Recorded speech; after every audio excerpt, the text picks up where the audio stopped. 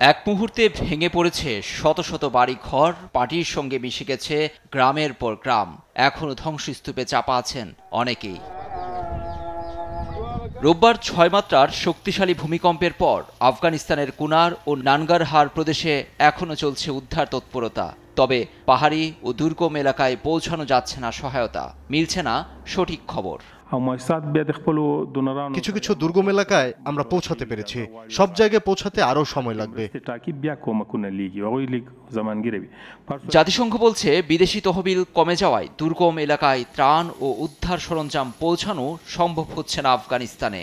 এত বড় দুর্যোগ মোকাবিলায় পর্যাপ্ত রসদ না থাকায় আবারও আন্তর্জাতিক সহায়তা চেয়েছে তালেবান সরকার।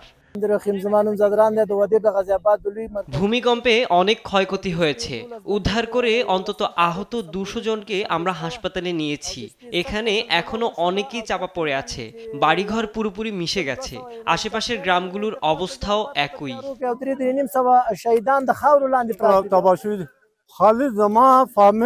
ভূমিকম্পের পর আফগান সরকার দ্রুত সহায়তা ও উদ্ধার কাজে নেমে পড়ে, বিষয়টি খুবই প্রশংসনীয়। তবে এই মুহূর্তে আমাদের বড় পরিসরে আন্তর্জাতিক সহায়তা প্রয়োজন। এমন বিপর্যয়ে আফগানিস্তানের পাশে দাঁড়িয়েছে ভারত, পাকিস্তান, চীনের পাশাপাশি আরও কয়েকটি দেশ। আর্থিক সহায়তার ঘোষণা দিয়েছে ব্রিটিশ সরকার। শুকনো খাবার ও 1000 তাঁবু পাঠিয়েছে ভারত। নিউজ ডেস্ক, দেশ টিভি।